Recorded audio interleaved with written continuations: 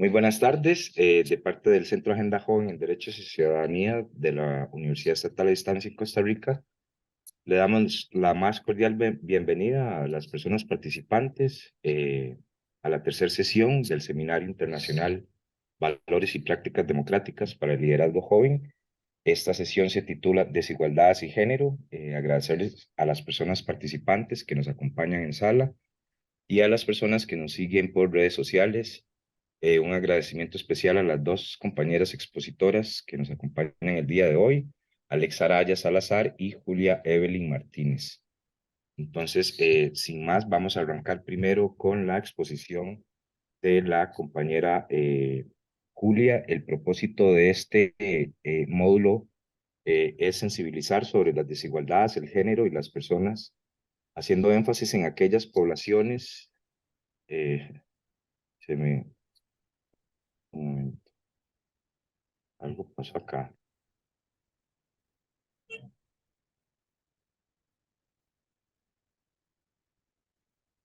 Ahí está, listo. Perdón, perdón, es que se me apareció algo en la pantalla. Decía que el propósito del módulo es sensibilizar sobre las desigualdades, el género y las personas, haciendo énfasis en aquellas poblaciones más vulnerables y afectadas por el sistema patriarcal, como las mujeres, personas de la diversidad sexual y de género, migrantes, indígenas, entre otros colectivos.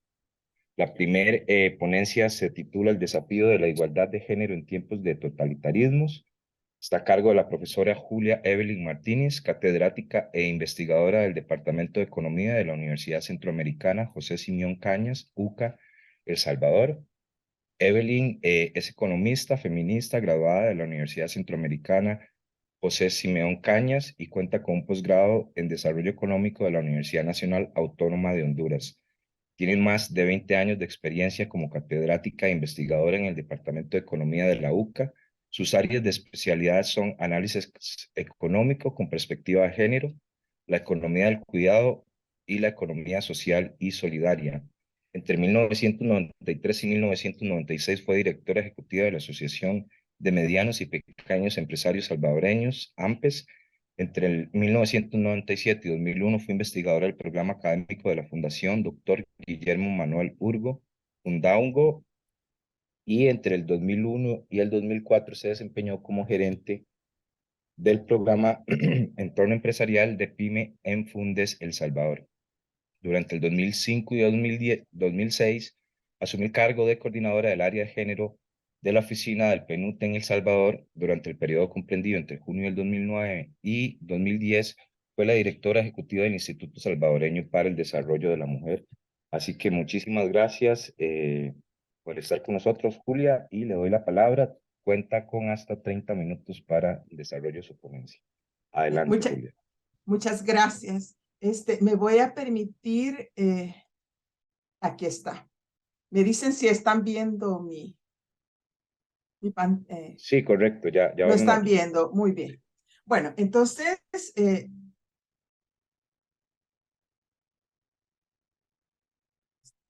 bueno, el tema, muchas gracias por la invitación. El tema, tal como ya se ha anunciado, es el desafío de la igualdad de género en tiempos de totalitarismo.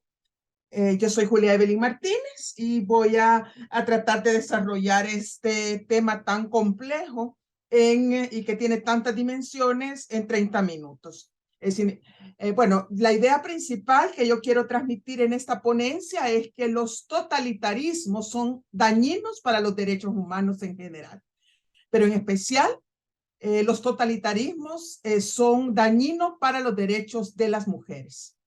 Y por tanto, una agenda feminista centroamericana en la actualidad tiene que partir de un análisis de género de las nuevas oleadas de totalitarismo que se ciernen sobre la región, y yo diría sobre el continente, y definir una propuesta para incorporar la resistencia de las mujeres en la corriente principal de la lucha política e ideológica que ha de darse frente a estos nuevos totalitarismos. Voy a comenzar con los fundamentos, refiriéndome a los fundamentos de la desigualdad entre hombres y mujeres Y para eso necesito hacer referencia al sistema sexo-género, que es ahí precisamente donde se encuentran estos fundamentos de la desigualdad. Quiero decir que de manera muy breve, que el sistema sexo-género es un sistema cultural según el cual el sexo biológico de las personas, es decir, los genitales de las personas, determinan la forma en que cada persona será tratada en la sociedad. Es decir, si nacemos con nuestros genitales, van a dar lugar a una clasificación de sexo masculino o de género femenino y de género masculino, y a su vez esto va a determinar posiciones diferentes de estas personas de acuerdo al género en que ha sido clasificado.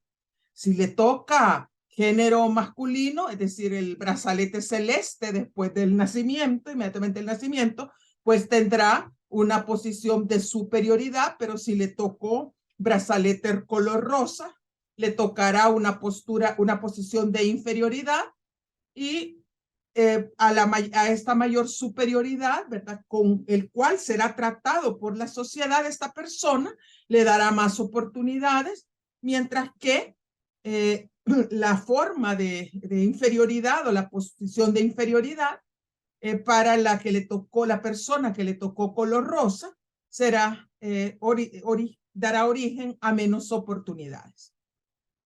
El sistema sexogénero se va reproduciendo generacionalmente como parte del proceso de socialización en general.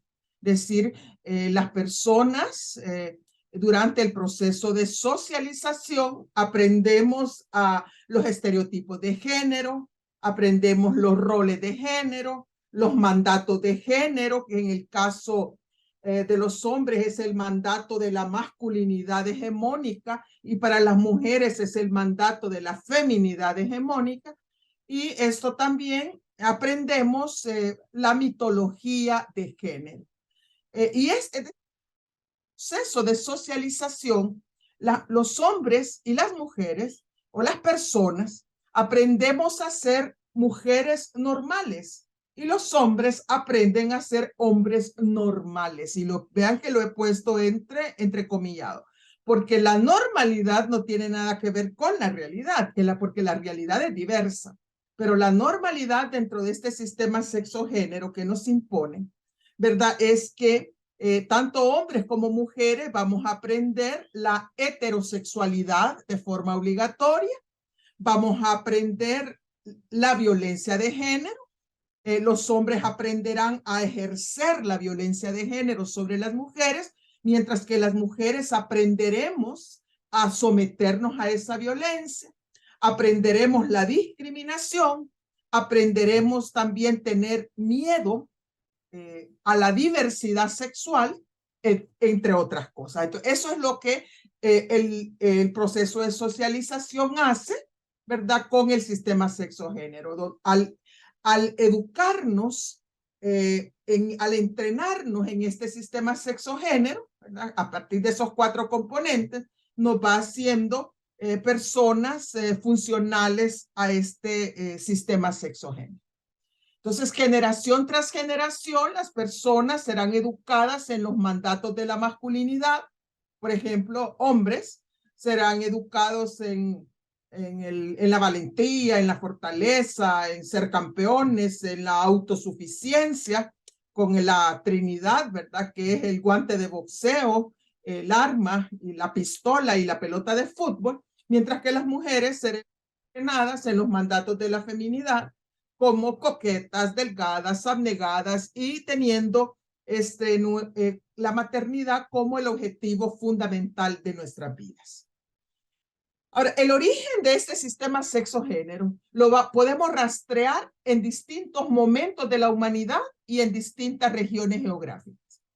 No tengo tiempo para extenderme en este tema, que me hubiera encantado hacerlo, ¿verdad? Pero inclusive en la América prehispánica es posible rastrear el momento en que aparece ese sistema sexogénero, ¿verdad? y que es muchísimo antes que la llegada de la conquista y de la colonización española o portuguesa, ¿verdad? Entonces, pero el rastro más antiguo que tenemos de aparecimiento del sistema sexo-género está ubicado en una región geográfica, cultural, conocida como la zona del creciente fértil, hace aproximadamente unos 10.000 años. Ahí está el creciente fértil entre, bueno, lo que conocemos como Mesopotamia, la que está ubicada entre los ríos Éufrates, Tigris y el río Nilo.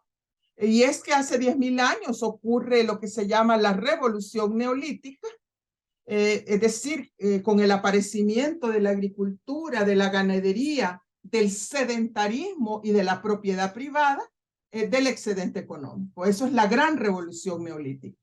Y en ese periodo de revolución neolítica, junto con todas estas revoluciones que se dan en la vida de los seres humanos, se crea un sistema de relaciones de poder al que se le dio el nombre de patriarcado o gobierno de los padres.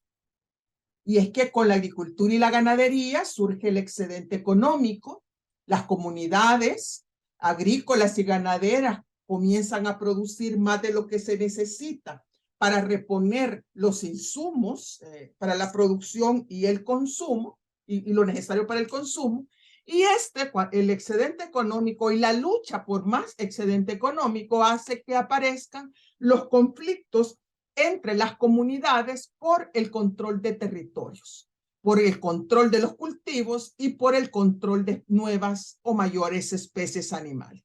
Y en este contexto aparece por primera vez este invento llamado las guerras.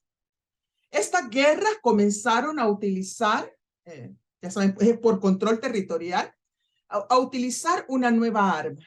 Y esta arma fue la violación y el rapto de las mujeres de las comunidades rivales. Esto tenía un significado simbólico, pero también un significado económico. Simbólicamente, el rapto y la violación de mujeres de las comunidades vencidas en la guerra significaba y sigue significando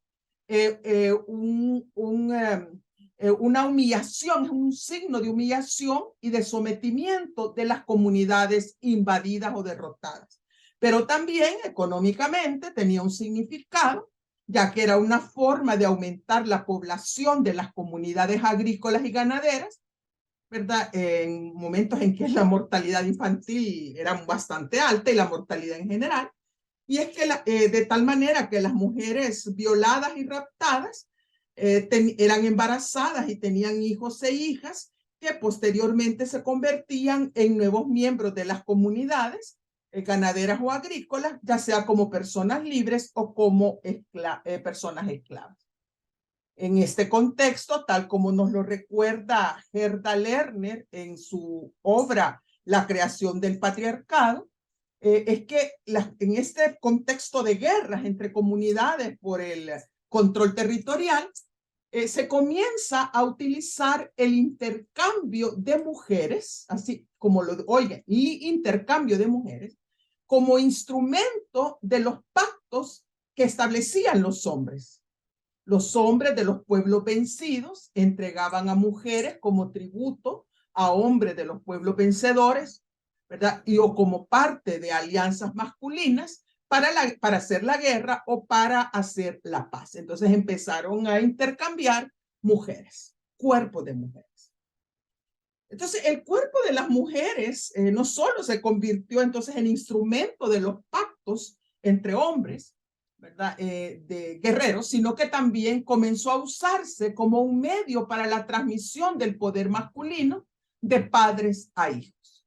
Los hombres, es decir, los llamados patriarcas, comenzaron a transmitir su poder político, social y económico a sus hijos varones, nacidos de mujeres sobre las cuales se tenía el control total de su sexualidad y de su maternidad.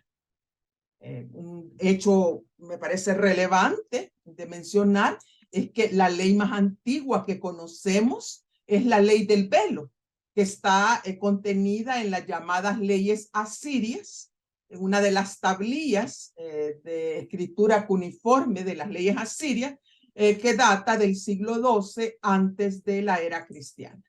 Y de acuerdo a esta ley del velo, se menciona que solo los hijos de mujeres portadoras de velo, un velo que ha sido colocado previamente por un hombre frente a 5 testigos hombres, solamente estas mujeres, ¿verdad?, que son portadoras del velo, podían heredar los bienes, los hijos de estas mujeres podían heredar los bienes después de la muerte de sus padres.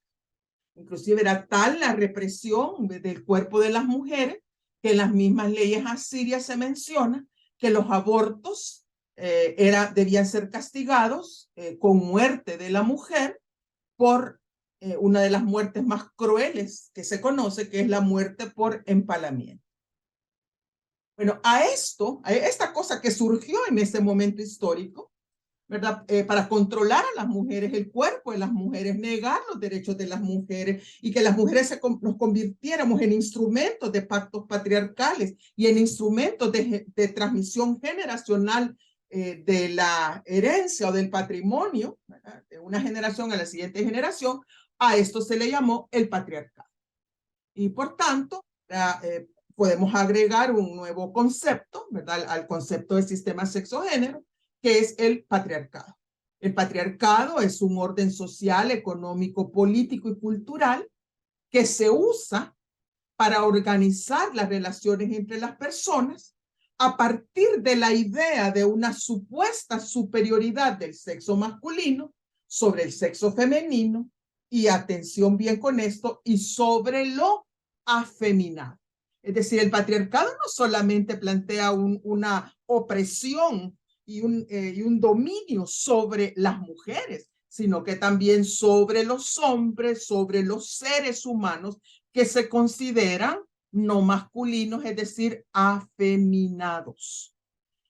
El significado literal de patriarcado, como lo dije antes, es el gobierno de los padres, pero no se trata de cualquier hombre, sino que este gobierno de los padres es un gobierno ejercido por hombres adultos, hombres heterosexuales, hombres jefes de familia y propietarios de un patrimonio. El patriarcado se fue institucionalizando, ¿verdad?, a lo largo de la historia, y se fue en esto que llamamos el sistema sexo-género.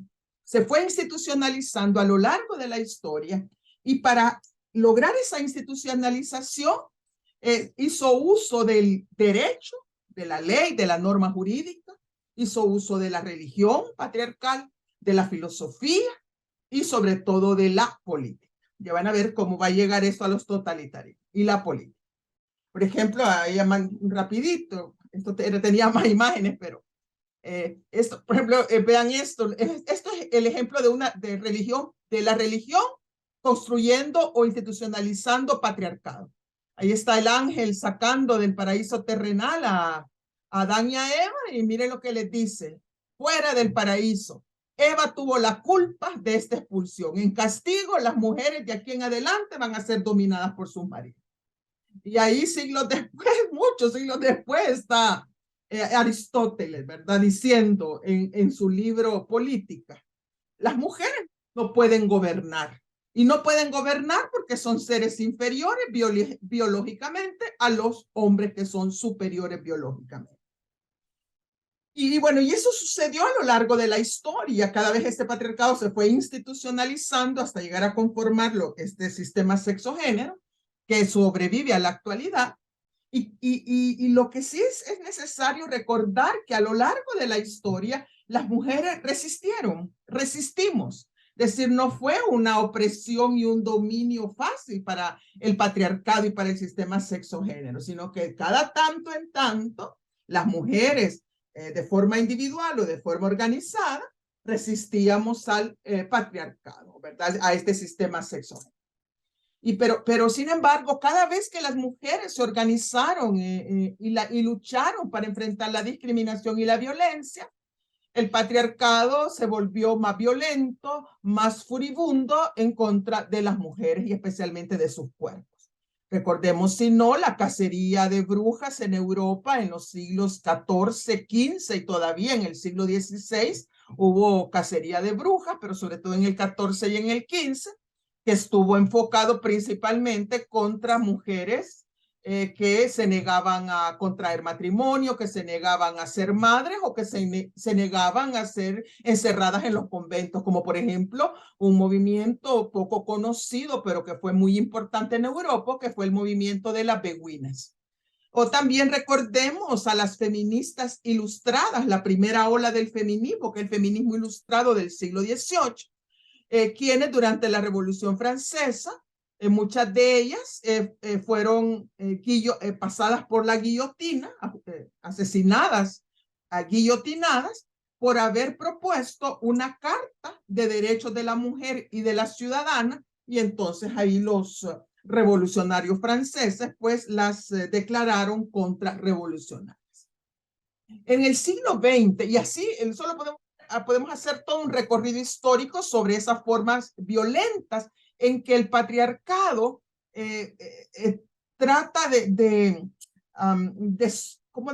socavar esos movimientos de protesta, de resistencia por la lucha de la igualdad de las mujeres a lo largo de la historia. En el siglo XX, el patriarcado encontró un aliado en los regímenes políticos autoritarios, especialmente, aquí no solo en totalitarios, sino que en general en los regímenes políticos autoritarios, especialmente en los regímenes fascistas. Y esto por dos razones. Uno, porque el control del cuerpo y de la voluntad de las mujeres se dio cuenta, estos regímenes autoritarios, los totalitarismos, los fascismos, como el nazismo, como el nazismo o el mismo estalinismo, ¿verdad? Se dio cuenta que el control del cuerpo y el control de la voluntad de las mujeres continuaba siendo un mecanismo de sometimiento de los pueblos y un mecanismo de mantenimiento del orden social, es decir, controlar a las mujeres, controlar sus cuerpos, controlar lo que piensan, controlar lo que dicen, controlar lo que hacen, es una forma de mantener el orden social. Y la segunda razón es porque los regímenes totalitarios, fascistas, toda esa amplia gama, siempre necesitan enemigos a quienes inferiorizar, a quienes perseguir y a quienes eliminar. O sea, no hay régimen totalitario que funcione sin enemigos, ¿verdad? Entonces, las mujeres rebeldes en estos regímenes desempeñaron bien el papel de este enemigo en el relato autoritario, totalitario. Es decir, se les consideraba enemigas de la familia, enemigas de la patria, enemigas de la niñez, enemigas de lo que sea, etc. Algunos totalitarismos de ayer, como el del nacionalsocialismo, aquí tengo una frase de Adolfo Hitler, que no puede ser más ilustrativa de lo que quiero decir. En los totalitarismos del ayer, dice, me dan horror las mujeres que se meten en política. Y si ya se meten en asuntos militares, decía él, es insoportable. En ninguna sección del Partido Nacional Socialista Alemán nunca ha tenido una mujer derecho a ocupar el menor puesto. Por eso dicen que somos un partido misógino, pero ello no es así, porque siempre he reconocido la importancia de la mujer en la formación de la juventud y en los centros de asistencia. El 99% de las cuestiones del Parlamento alemán son asuntos de hombres sobre los cuales las mujeres no podrían opinar de manera digna de tenerse en cuenta. Un hombre vociferando no es un espectáculo sugestivo, pero si lo hace una mujer es espantoso. Todo cuanto sea lucha pertenece al hombre y hay otro camino reservado a la mujer, en la casa, por ejemplo. Pero veamos los totalitarismos de hoy. Y aquí voy al recién reelecto presidente de Turquía, Recep Erdogan, en 2014. Bueno, dijo este discurso que le dio la vuelta al mundo, pero y él tranquilamente se volvió a reelegir. Él dijo en un discurso, dice, no pueden situar a una mujer que está dando el pecho, que está amamantando, dice, en la misma posición, con las mismas expectativas que un hombre que no tiene esas responsabilidades. Eso contradice la naturaleza. La esencia de las mujeres y sus condiciones son diferentes a la de los hombres. Viejos y nuevos totalitarismos comparten 5 aspectos comunes. Primero, la misoginia, es decir, el odio a lo femenino y a lo afeminado. Siglo XX, siglo XXI. En segundo lugar, comparten también la negación de los derechos humanos de las mujeres, en especial la negación de los derechos sexuales y reproductivos. En tercer lugar, comparten la necesidad de reeducación de las mujeres en los mandatos de la feminidad impuestas por el sistema sexo-género, especialmente en la maternidad, en la obediencia y en la maternidad, en la obediencia y en la dulzura, la exaltación también de la virilidad hegemónica, es decir, los hombres tienen que ser cada vez más violentos, con rudeza emocional, prestar servicio militar y sobre todo ser heterosexuales. Y está también la otra aspecto común del siglo XX, de los totalitarismos del siglo XX, del XXI, es la persecución sistemática de las organizaciones de mujeres que luchan por sus derechos humanos. Una nueva ola de totalitarismos se avecina a Centroamérica. Esta nueva ola de totalitarismos está disfrazada de antiimperialismo, está disfrazada de nueva forma de hacer política, o bien, como dice el presidente de El Salvador, es de cool política, de política a lo suave, ¿verdad? Nueva, una política fresca, una forma fresca de hacer política.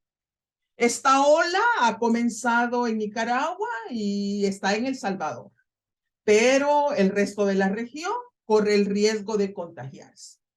Yo creo que me queda poco tiempo, pero no quiero terminar mi intervención sin referirme, aunque sea rápidamente, al buquelismo, que este régimen totalitario que se ha instaurado en mi país, en El Salvador.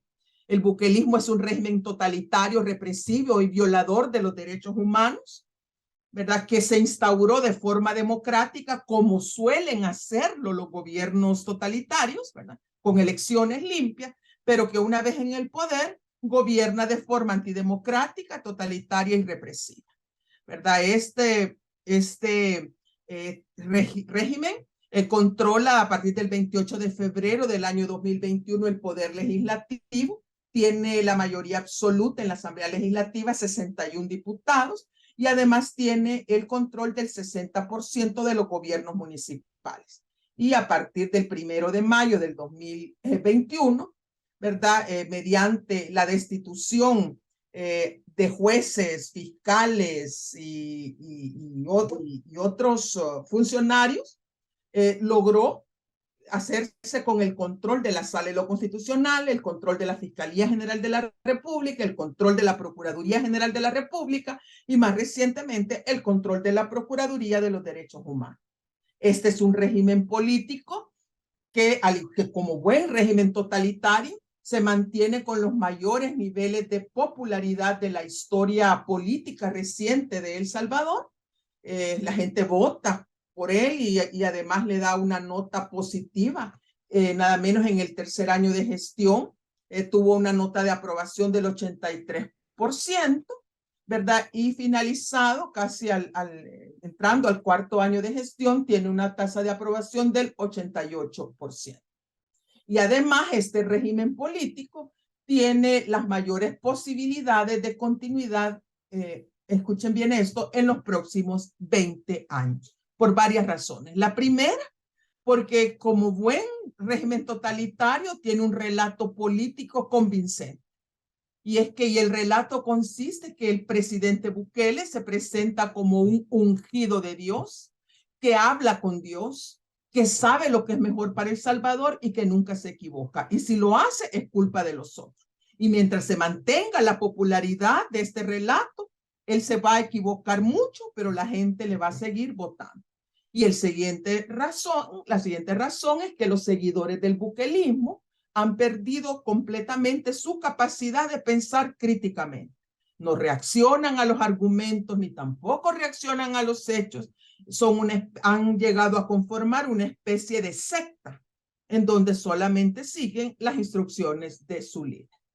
Los totalitarismos tienen un componente económico, todos tienen un componente económico, no es que por un lado vaya el totalitarismo en lo político y por otro lado vaya el totalitarismo en lo económico. Todo, y este consiste en que los poderosos y los depredadores económicos y sociales en este tipo de regímenes toman el control sin ningún tipo de freno institucional. En los totalitarismos, el Estado queda secuestrado por los intereses de élites, intereses corporativos, y eso da lugar a que aumenten las brechas de desigualdad, las brechas de clase social y las brechas de género. Y se acelera sobre todo, como está sucediendo en El Salvador, el despojo de las bienes comunes. En El Salvador, el totalitarismo de Bukele, ahí lo pueden ver con todos los empresarios, tanto nacionales, extranjeros, mexicanos, como el señor, ¿cómo se llama ese? Salinas Pliego, Ricardo Salinas Pliego, el dueño de TV Azteca, íntimo amigo de este señor. El totalitarismo de Bukele ha abierto paso al debilitamiento de las instituciones que mantenían a raya a los más poderosos grupos empresariales. En otras palabras, en el totalitarismo, los tiburones nadan libres en busca de mayores ganancias. Y esto está provocando el despojo acelerado de bienes comunes y de bienes de medios de vida de las comunidades donde se ubican estas inversiones. Bueno, aquí hay varias noticias donde ustedes rapidito pueden ver dónde se están haciendo estos desalojos. Las familias están siendo forzadas a abandonar sus comunidades y están obligadas a migrar a otros países o vivir como refugiados dentro del país. Pero la gente se pregunta, bueno, ¿y por qué esta gente no protesta? ¿Por qué no se sabe más de esto? Y es que para facilitar este despojo de bienes comunes y de medios de vida, a partir de hace 14 meses se ha puesto en marcha medidas de represión gubernamental, militares, paramilitares, procesos judiciales a mañana, amenazas, capturas arbitrarias, estado de sitio, etcétera, para las comunidades, las organizaciones sociales y en contra de defensores y defensoras de los derechos humanos. El objetivo, aterrorizar a las familias, a las comunidades y especialmente a las mujeres para que no protesten, para que no exijan y para que desalojen sin resistencia los territorios. Y todo esto, bueno, finalmente, ¿y qué tiene que ver con lo de género? Pues casi nada. El Salvador está retrocediendo en el ranking global de brechas de género. El Salvador solamente en los últimos 3 años ha caído de la posición 43 a la posición 59 en el ranking del Foro Económico Mundial y ocupa la posición 3 en Centroamérica, y las áreas más débiles son el empoderamiento político y económico. Solo un dato, por ejemplo, el presupuesto de Ciudad Mujer, que era el proyecto emblemático y reconocido mundialmente de El Salvador, pasó de tener, cuando llega el régimen de Bukele, en el 2019 tenía un presupuesto de $11.674.540, y ahora en el 2023 tiene un presupuesto de menos de la mitad, de $5.714.640. Y en cuanto al presupuesto para dar cumplimiento a la Ley de Igualdad de Género y a la Ley contra la Violencia de Género, pasó de representar $1.173.000 a tener en el año 2023 un presupuesto de $1.150.441. ¿Qué hacer frente a esto? No solo se los pongo el caso de El Salvador solo como ejemplo. Finalmente los totalitarismos terminan afectando los avances o haciendo retroceder en materia de derechos de las mujeres. ¿Qué se puede hacer no solo en El Salvador, sino que en Centroamérica, yo diría en toda América Latina y el Caribe? 2 cosas. Primero, fortalecer nuestras capacidades de identificar los nuevos totalitarismos y sus impactos sobre los derechos de las mujeres. Y segundo, tenemos también que hacer esfuerzos por crear agendas unificadas de resistencia frente a los totalitarismos en el plano nacional, pero también en el plano regional. Y estas agendas unificadas de resistencia frente a los totalitarismos deben incorporar a las mujeres y los derechos de las mujeres como un eje central y no como un apéndice que se agrega a última hora. Muchas gracias y disculpen que me extendí más de lo que tenía planeado. No, está a tiempo. Muchísimas gracias, Julia.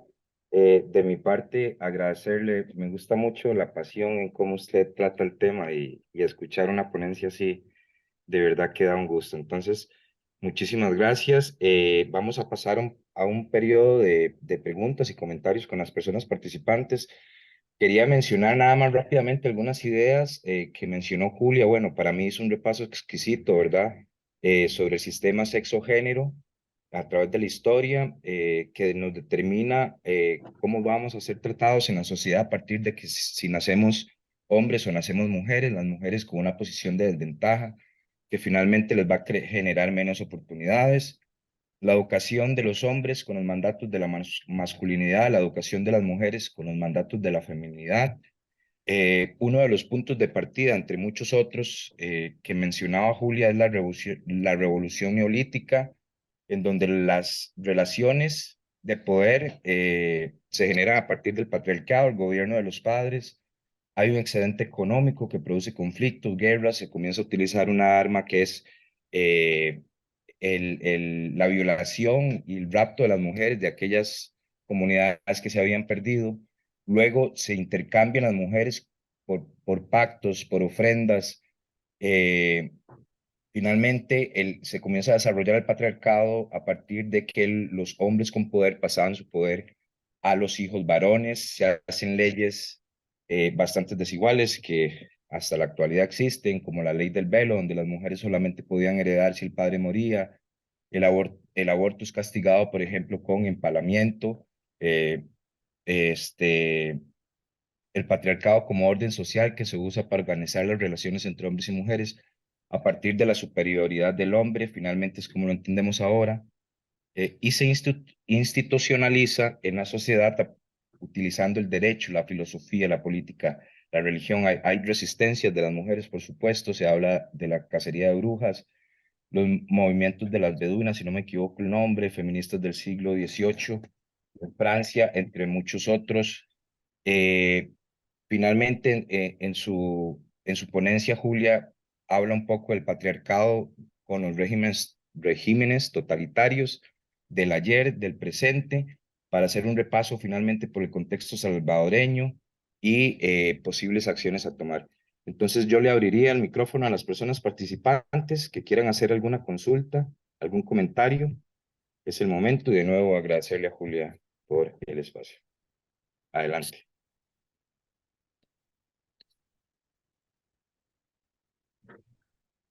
Yo no puedo ver las manitos levantadas, pero si me podría ayudar algún. Yo te Ah, ayudo, Michael. gracias, María Eugenia. Sí, Ok, de momento voy a leer un comentario que nos hace el compañero de Mario Araya. Dice, se podría argumentar que el encarcelamiento, que en El Salvador el encarcelamiento de hombres y mujeres se ha visto intensificado el proceso de exacción Acción.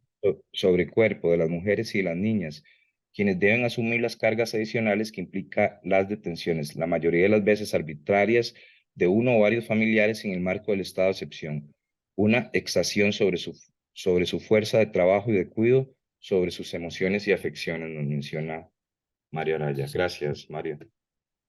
Quizá podríamos irnos refiriendo. Yo quería, bueno, sí quiero, lo que Mario Araya está planteando es totalmente cierto.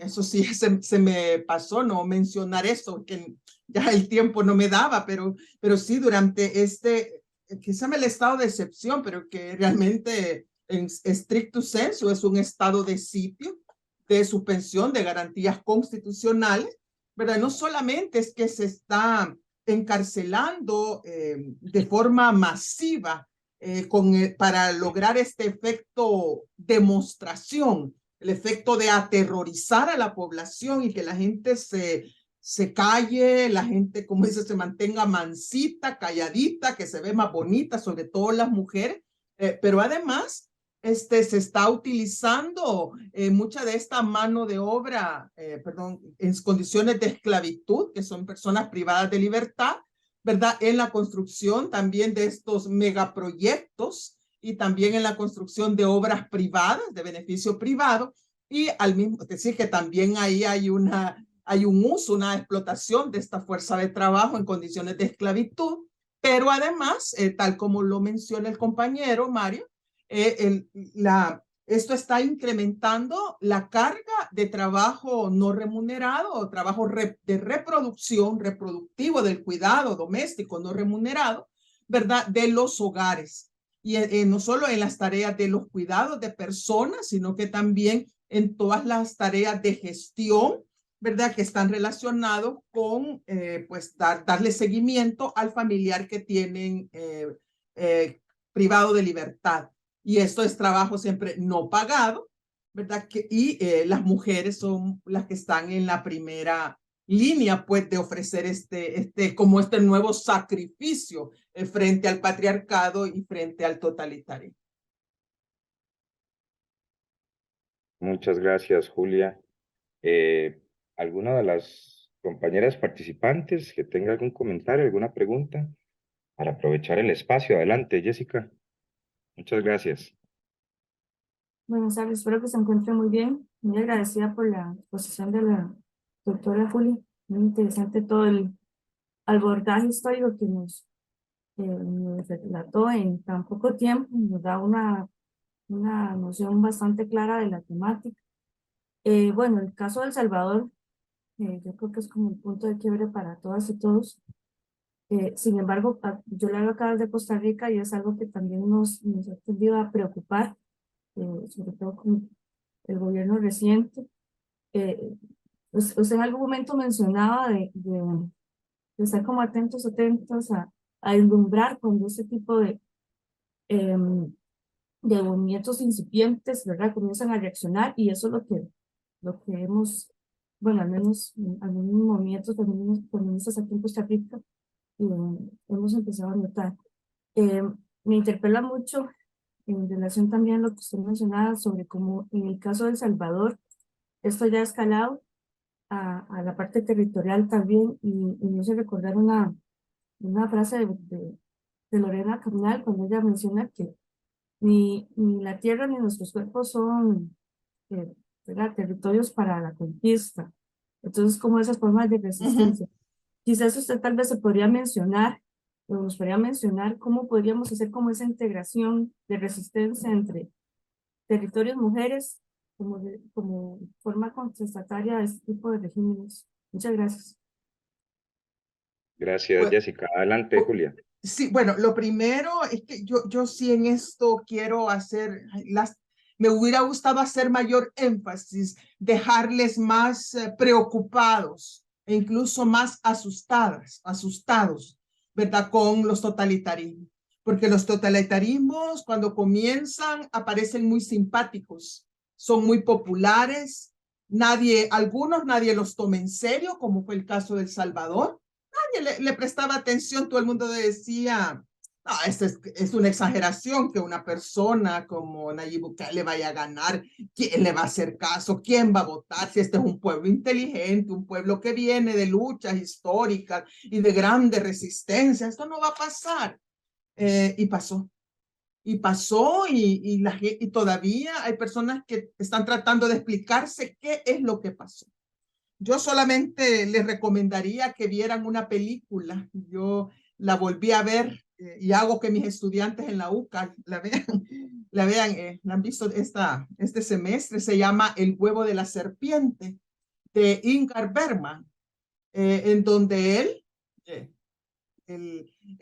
bueno, de una manera desgarradora y sombría, como me gustaría que fuera el estado de ánimo frente a los totalitarismos, ver cómo, digamos, estos totalitarismos aparecen como el huevo de una serpiente. Ahí está, nadie le presta atención, pero poco a poco se va incubando, y cuando la gente se viene a dar cuenta ya repta por sus propios, libremente y por sus propios medios. Vean eso, porque eso nos va a ayudar a darnos cuenta en Centroamérica a lograr identificar los primeros signos, los primeros síntomas. Y si actuamos de manera coordinada y coherente, ¿verdad? Y sobre todo con la historia a nuestro favor, ¿verdad? Con dominio de la historia podemos alumbrar y dar luces a personas, ¿verdad? Para que no caigan en esos errores. Por ejemplo, decirle, mandar yo, como en Honduras, ¿verdad? Que yo, Honduras, yo escucho también en Costa Rica que hay gente que también anda enamorada del buquelismo, en Chile, en Colombia, y no, es que a mí me hablaron también hace poco de Argentina, a ver qué opinaba sobre si era posible.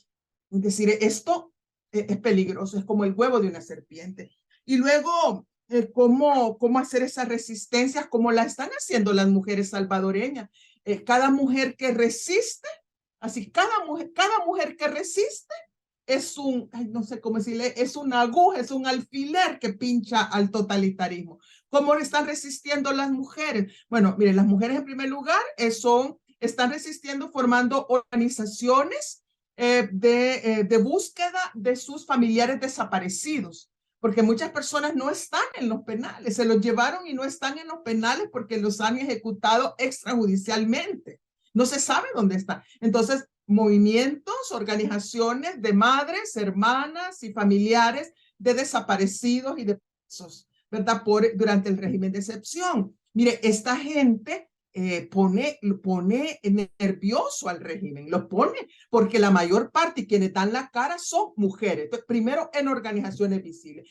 En segundo lugar, ¿cómo están resistiendo? Organizándose para defender los bienes comunes, que no solamente son los territorios, digamos, los espacios, la isla, la playa, la ribera del río, o la parcela de tierra, no solamente es eso, sino que están organizándose para cuidar, por ejemplo, las semillas, para cuidar los conocimientos sobre plantas medicinales, para realizar, para formar cooperativas de autoahorro, es decir, para generar ingresos, que alguna gente dice, ay, que son microempresas, no es eso, es más que eso, es decir, es frente a toda esa arremetida del totalitarismo en lo político, y siempre recordando que tiene un componente, que hay un proyecto económico siempre junto al totalitarismo. Entonces las mujeres también están haciendo esa resistencia en los territorios, pero no solo, repito,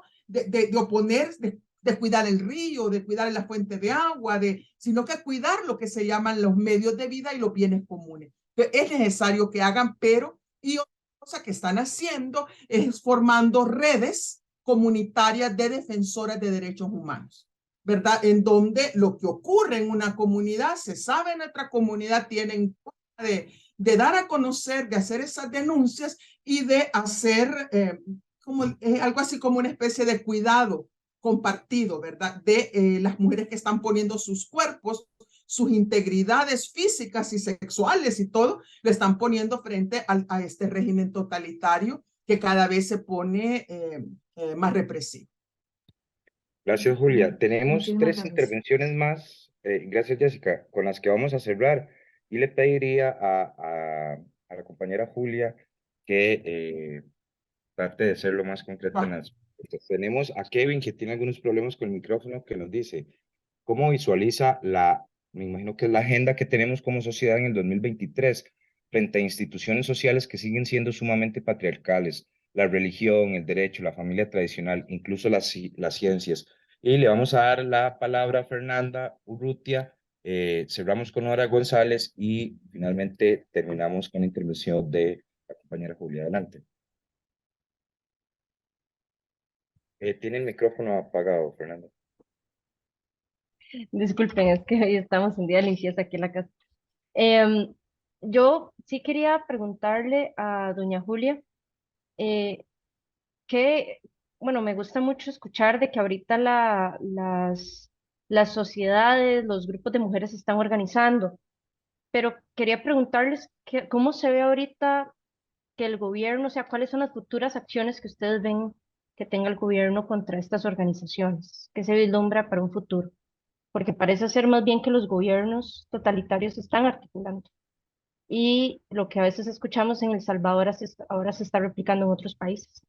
Aquí en Costa Rica el presidente este, tiene como cierta amistad, ¿verdad? O cierta afinidad con Bukele. Entonces sí vemos como que los gobiernos están pues como eh, marcando con la misma línea. Entonces sí quería como preguntarles. Gracias, Fernanda. Adelante, Nora.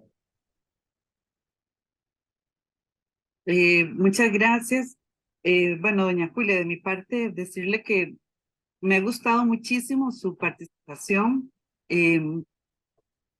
Logré hacer mucha relación de conceptos, de contenidos históricos y nada más quiero hacer una propuesta, un razonamiento, digamos, rápido respecto del tema de lo que implica el patriarcado, el tema de las mujeres, los feminismos y las relaciones de poder que históricamente se han dado. Y es hacer un llamado a que mucha de la oposición, como se vio en el caso de las palabras de Hitler que doña Julia nos leyó, digamos, cómo desde el ejercicio del poder que se tiene, ¿verdad? Desde la construcción hegemónica de quiénes son las personas cuyas palabras y cuyos hechos son los que tienen incidencia política, social, económica en la vida social, es la de los hombres. Desde ese lugar, por eso es que hay sistemas a los que les da miedo la intervención de las mujeres y la de las mujeres en ciertos espacios, porque el día que las mujeres logren revertir esta situación y esta relación de poder, necesariamente lo que va a haber es un cambio en el sistema político, en el sistema económico, porque hay un cambio cultural. Y señalar que en el caso de Costa Rica es imposible que una persona, una mujer, se diga que es feminista y que apoye a Fabricio Alvarado, o que es feminista y que apoye al presidente actual. Es absolutamente contradictorio. Eso no quiere decir tampoco que una mujer feminista tenga que apoyar a grupos o de extrema izquierda o de extrema derecha o de derecha de izquierda, porque este tema no pasa tanto por ideologías, ni siquiera las representaciones actuales de política y de partidos políticos y de líneas políticas tampoco representa ninguna el verdadero tema, el verdadero problema que tenemos las mujeres y la representación en este sistema patriarcal. Hay algunos grupos que sí razonan más al respecto y buscan más derechos hacia las mujeres y hacia las otras poblaciones que no están incluidas dentro de esta relación de poder en género patriarcal como tal. Y es un llamado en este sentido, digamos, que las mujeres debemos pensar y debemos estar absolutamente atentas en estas relaciones de política, cada proceso de elección por el lugar que nos corresponde. Creo que es una acción política también que debemos tener permanentemente y en procesos electorales, obviamente. Ok, es muy difícil. Gracias. Sí. Gracias, Nora.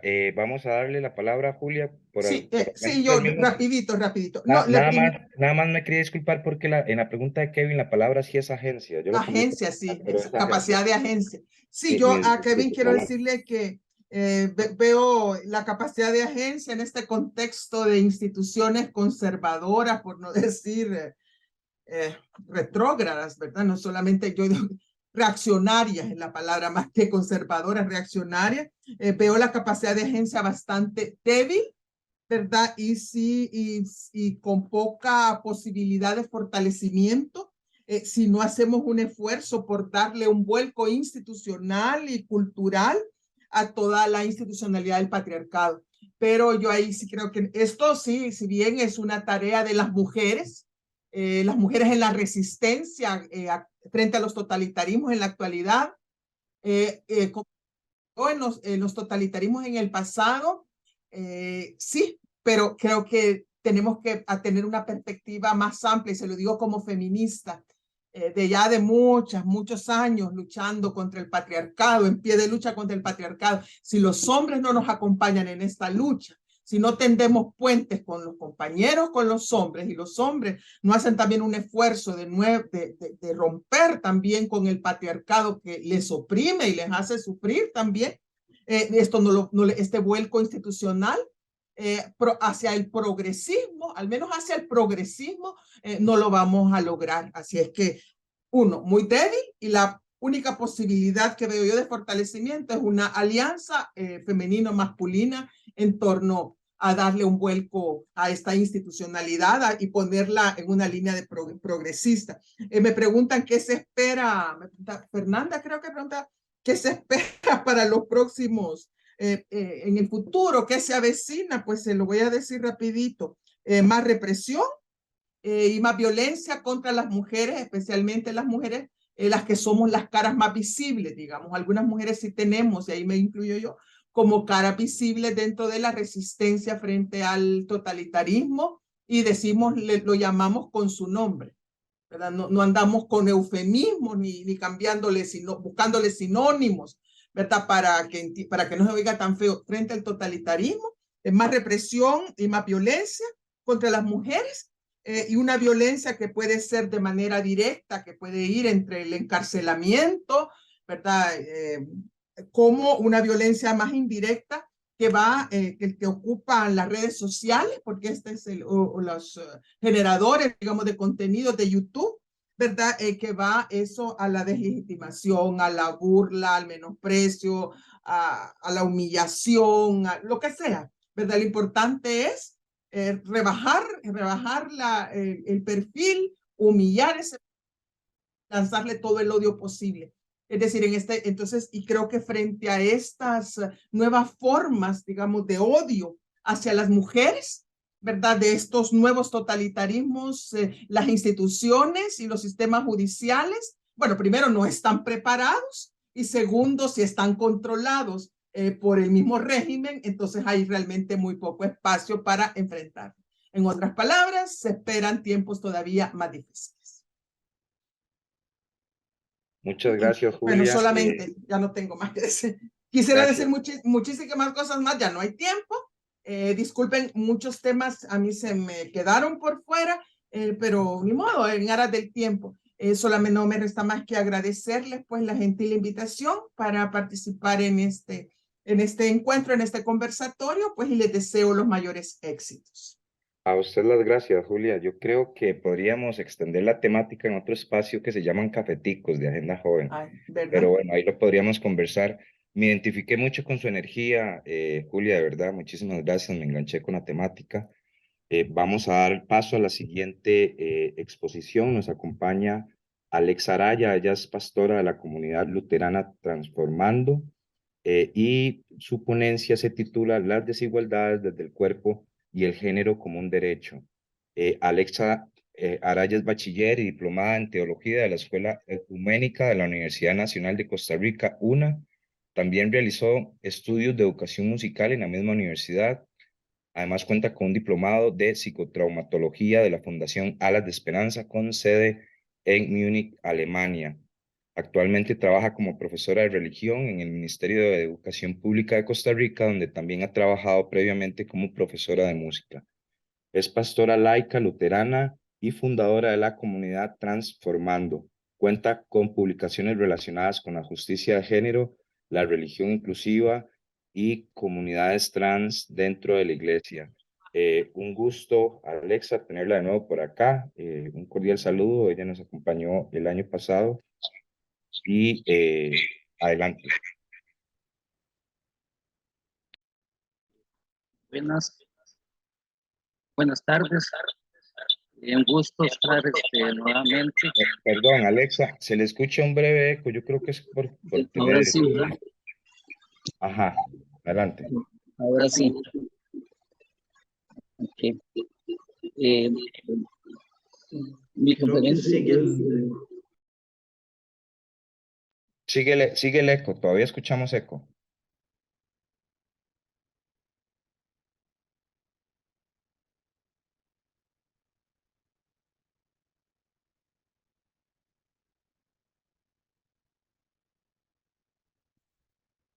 Está en mute, Alexa. Está en silencio.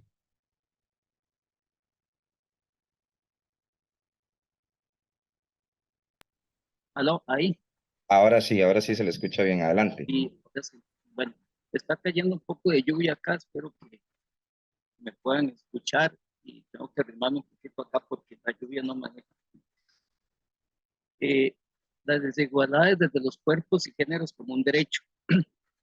El porqué el título. Esto en tanto es evidente la capacidad de ciertas estructuras de poder que se toman este derecho cuando se va más allá de los derechos individuales o derechos humanos por un interés supraindividual que se convierte en la justificación de acciones atroces por parte de potencias justificadas en el marco imaginario de la existencia de una especie de comunidad, si bien amorfa, dándose el derecho para resguardar un bien común amenazado, llámase, por ejemplo, terrorismo, o bien alcanzar objetivos de control de poder, ya sea religiosos, ideológicos o bien económicos. Si me lo permiten, quisiera pedirles que miremos nuestros cuerpos por un momento y nos hagamos una reflexión. Somos una pregunta: ¿en qué momento nos convertimos o nos pueden convertir en una pregunta? ¿Qué somos a lo interno ante una divinidad? ¿Qué somos ante los demás? ¿Quién ha sabido entender lo diferente? Por ejemplo, cuando nos hacemos la pregunta ¿hasta cuándo llamar migrante a una persona que vive aquí por años? ¿Por qué lo hacemos? La desigualdad es una condición de bloqueos a accesos de derechos y recursos de todo tipo y está fuertemente asociada a las clases sociales, al género, a la etnia, al lenguaje, etc. Pero en especial se enfoca en nuestros cuerpos.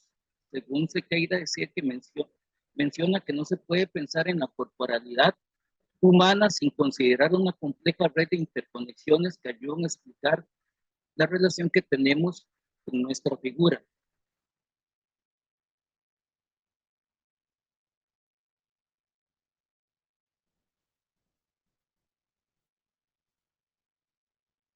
Quiero iniciar tratando de hacer un recorrido rápido de la desigualdad, pero de nuestros cuerpos, citando algunos ejemplos. Y luego trataré brevemente de desarrollar el tema de la desigualdad de los géneros desde una breve visión teológica.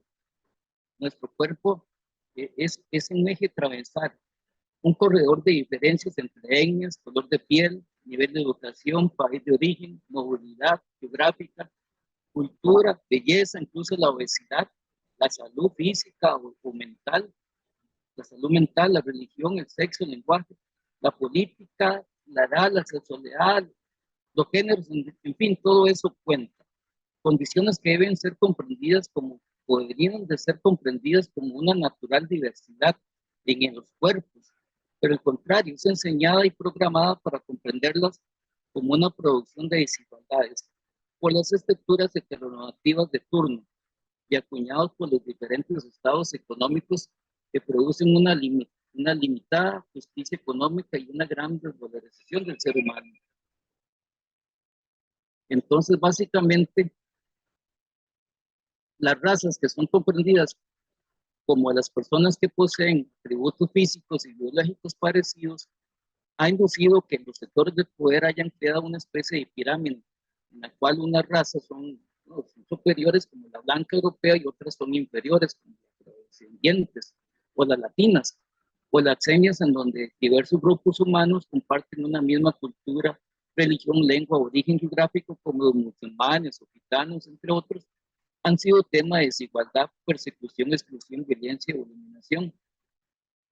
A continuación, cito algunos ejemplos de desigualdad por etnia o por raza.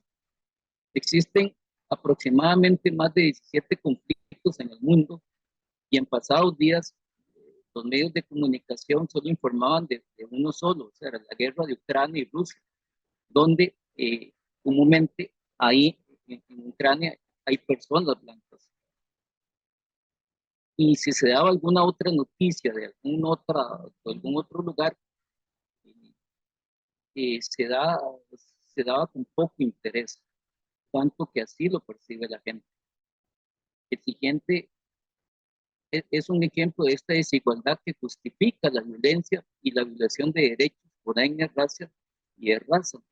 De nuevo, está en foco España, que no cambia sus ideas desde la conquista, desde la conquista, en tanto que este país, eh, cuando tuvo esta guerra, dio refugio a más de 124.000 personas huyendo de la guerra de Ucrania, personas de raza blanca, pero cerró sus fronteras a personas negras, como sucedió el 24 de junio del, del año 22. Ese día se produjo una masacre en Mesilla, España, zona fronteriza con Marruecos.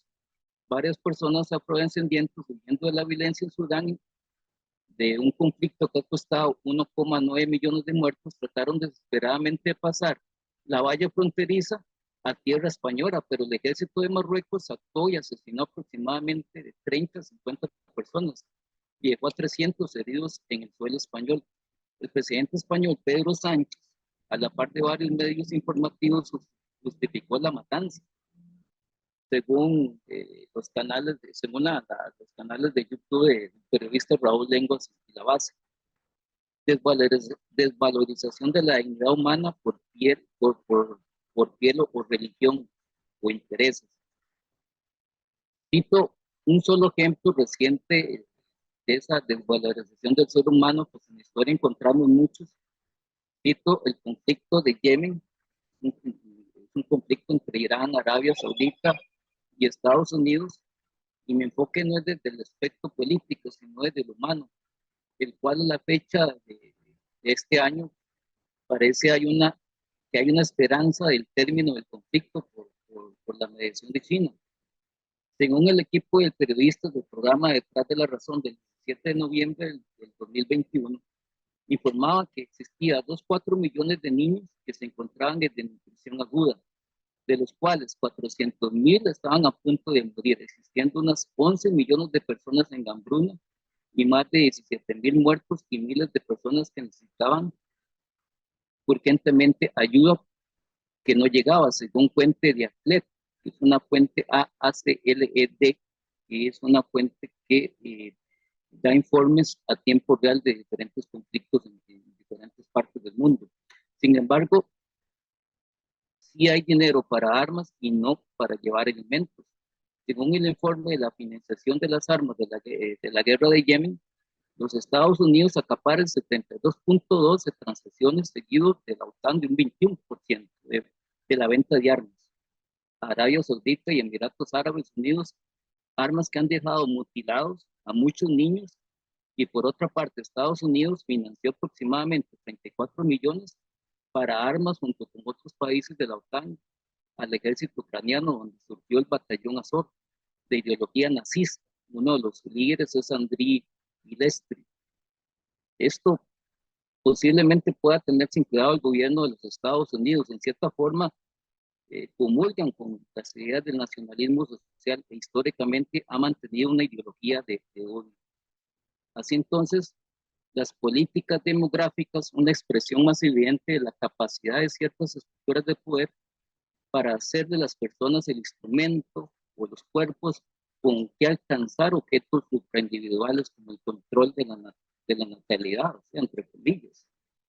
Así tenemos que entre los años de 1930 a los 60, Estados Unidos inició el plan de la eliminación de la población que consideraban basura humana y criar así una raza superior dominante, según el libro en inglés La guerra contra los débiles de Edwin Black. En la década de los años 30 fueron esterilizados unos 60.000 estadounidenses y no se sabe cuántos matrimonios fueron velados por leyes por una línea de pensamiento llamado eugenesia, que significa buen güerito. Esto sobre las ideas de Francis Galton en 1883. Así que estas ideas llegaron a Alemania, donde fascinó a Adolfo Hitler. Así, cuando la racionalidad científica fue aplicada por los médicos asesinos de Auschwitz, había sido concebida antes en los laboratorios eugenésicos de las instituciones Carnegie, Rockefeller y Harriman. Desigualdad por color y salud. Tenemos en ese caso el experimento Tuskegee en Alabama, realizado a personas negras, o los experimentos sobre sífilis en Guatemala, que tuvieron lugar entre los años 1946 y 1948, que infectaron sin consentimiento sin consentimiento ni conocimiento de víctimas, para ver cómo progresaba esta enfermedad. Entonces, no es de extrañarse que en Nueva York, en octubre del 2019, el Centro John Hopkins y el Foro Económico Mundial y la Fundación Belinda y Bill Gates efectuara el evento 2001 sobre un simulacro de pandemia antes de desarrollarse la pandemia. Sugiero el libro de la doctora Cristina Martín Jiménez, La verdad sobre la pandemia. Desigualdad por belleza. Hay una noticia que curiosamente aparece solo en dos diarios. Uno es Mi País, que tiene que ver con la belleza y esa desigualdad en nuestros cuerpos. En el 2008 hubo un escándalo internacional que se publicó en la prensa. Fue en la apertura de las Olimpiadas de Pekín, cuando una niña salió cantando, pero luego se descubrió que la voz era de otra niña, la de Jan Peila. Era una niña recordeta, con los dientes, pues, como niña, no tenía, le estaba cambiando los dientes, y que ocurrió que el más alto órgano chino gubernamental juzgó que Yang no era la imagen que pretendía dar al mundo sobre el país de China, y exigió entonces que fuera relevada. Sin embargo, la niña cantó la canción, pero otra fue la que salió haciendo que cantaba, porque eso era el tema de interés nacional. ¿Sí? Desigualdad por edad y belleza. El inaudito caso del dúo Milli Vanilli, que originó un fraude musical en la música pop a fines de los 80. Este dúo musical alcanzó el estrellato mundial e incluso ganó un premio Grammy, pero al tiempo se descubrió la verdad, que ellos no eran los cantantes, los verdaderos tenían 40 años, eran John Davis y su compañero. Entonces, según ellos, no vendían. Ahora sí voy a entrar a la desigualdad del género femenino. Es preciso tener presente que el tema corporal históricamente siempre ha sido relacionado con lo religioso, buscando el dominio sobre el cuerpo, erigiéndose de este modo una ideología patriarcal, manifestándose en diversas formas de violencia, incluyendo la clerical de descalificación, desigualdad y exclusión, en donde nuestro objetivo es seguir controlando la sexualidad.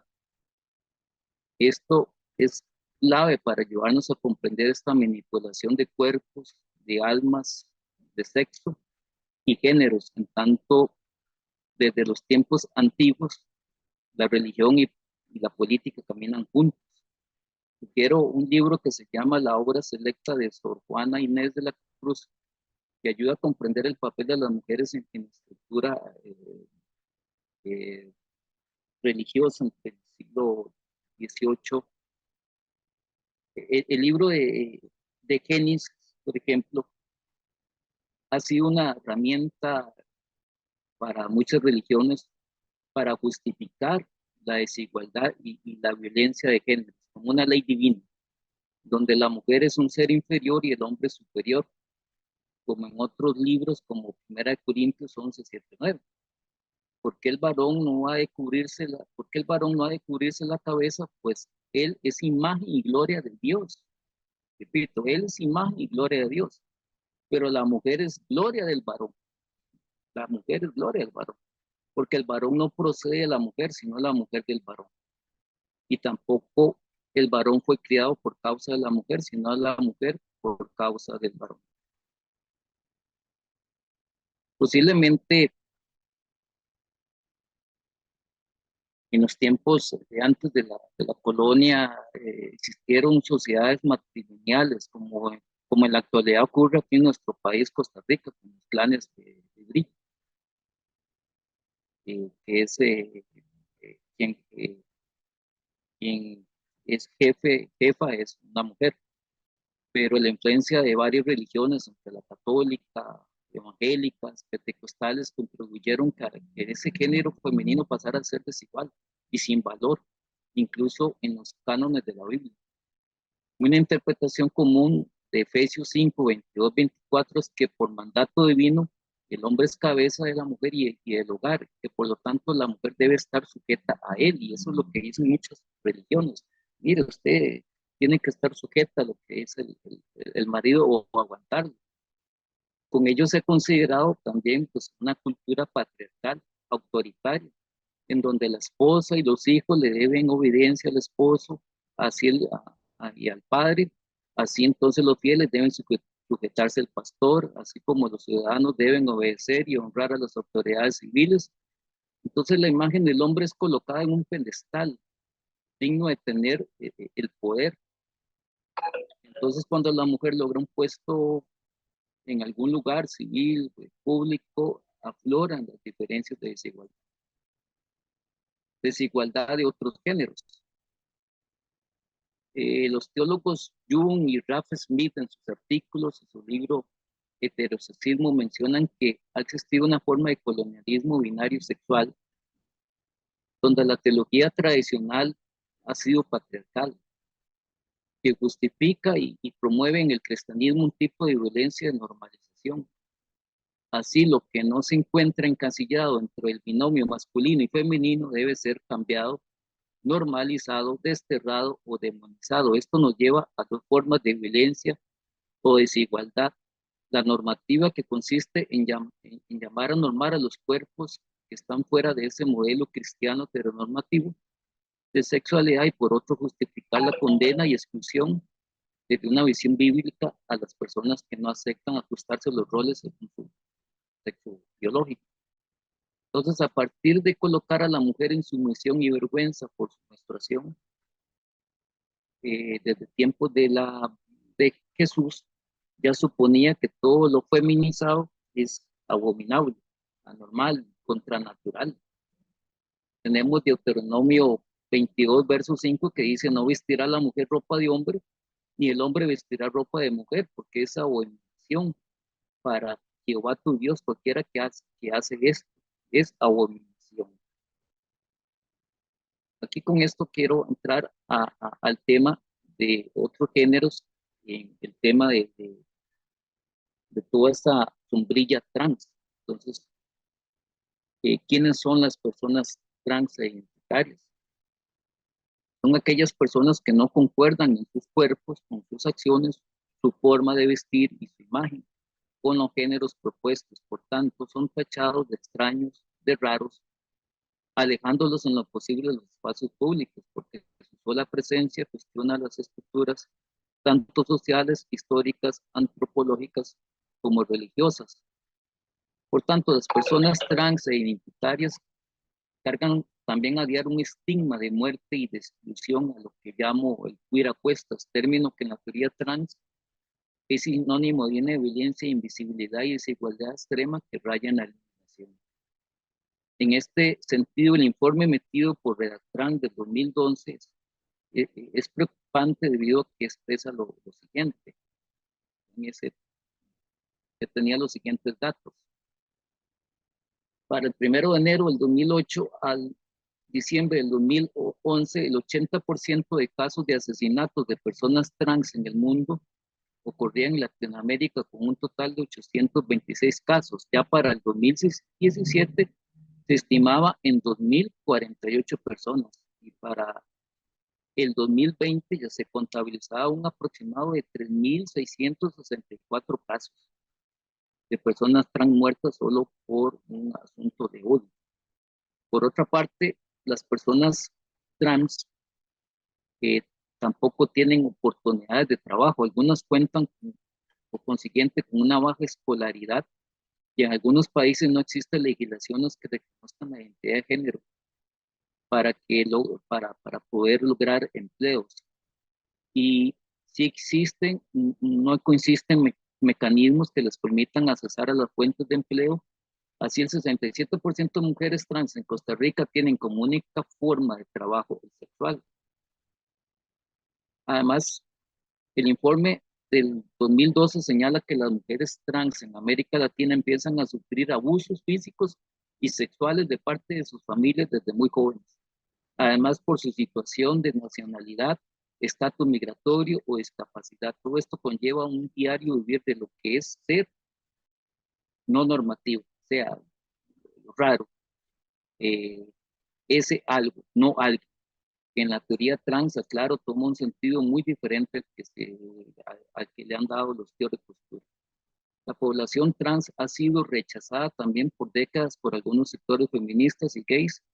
En la actualidad, entre los grupos feministas que descalifican a las mujeres trans, tenemos a la TERF, Trans Exclusional Radical Feminista, y el Partido Feminista Español, con su presidenta Lidia Falcón.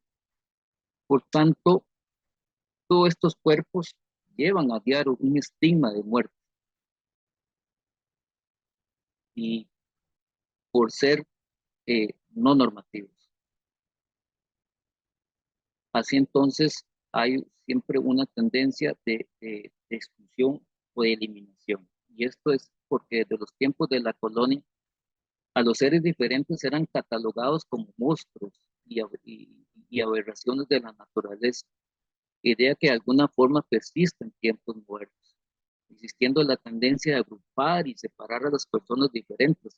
Hay un ejemplo que quiero citar, fue la colonia de Lynchburg, para epilépticos y débiles mentales que estaba en el estado de Virginia en 1927, que incluso donde también esterilizaron a unos 8.000 niños y jóvenes en un aproximado. Desigualdad por los fundamentalismos. En los últimos 15 años se ha incrementado a lo largo de las Américas, desde Chile y Argentina, Estados Unidos, las corrientes llamadas fundamentalistas que van tejiendo estrategias de exclusión y desvalorización de géneros y derechos, desarrollando una violencia de normalización donde promueven mensajes no compatibles con los temas de derechos humanos, derechos de las mujeres y derechos de los colectivos LGTBI, los cuales son víctimas de graves violaciones, en especial las poblaciones trans e identitarias, y a la vez han generado distorsiones en el estudio de género con el concepto de ideología de género. ¿Cómo lo hacen? Como estrategias, estos sectores fundamentalistas religiosos, apoyados por políticos de derecha conservadora, realizan acciones publicitarias millonarias en redes sociales, cultos y marchas, con marchas, formulan campañas como Pro Vida o Con mis hijos no te metas, fuertemente organizada en países como Colombia, Ecuador, Perú, donde se basan en argumentos como que el género amenaza la libertad de culto y que va contra los designios de Dios y que los niños van a tener trastornos de confusión de identidad entre una larga lista. Otra táctica es introducirse directamente en la política para obtener incidencia en los ministerios o oficinas de gobierno, afinando los discursos para que no se noten abiertamente homofóbicos o misóginos. En nuestro país, por ejemplo, el pastor Fabricio Alvarado fue candidato a la presidencia y en el año 2018 fue candidato a la presidencia planteando una agenda fundamentalista, lo que lo llevó a perder. Sin embargo, en la actualidad diputado de la Asamblea Nacional. El fundamentalismo en algunos países a través de la política es capaz de hacer presión para que en las instituciones educativas no impartan, por ejemplo, educación sexual o tratar de influir. Un ejemplo es el del 1 de junio de 1922, que en nuestro país, la Federación Alianza Evangélica Costarricense organizó un foro nacional con el apoyo de la Iglesia Católica denominado hacia un cambio de paradigma de la educación para la niñez y la adolescencia, en la que estuvieron presentes diputados evangélicos, entre ellos Fabricio Alvarado. Esto posiblemente con la intención de estos sectores de tratar de introducir su agenda fundamentalista en los planes curriculares educativos del Ministerio de Educación Pública. maquillada con expresiones como estas, por el bien de un futuro mejor para la niñez y los adolescentes o en pro de un cambio de paradigma de la educación.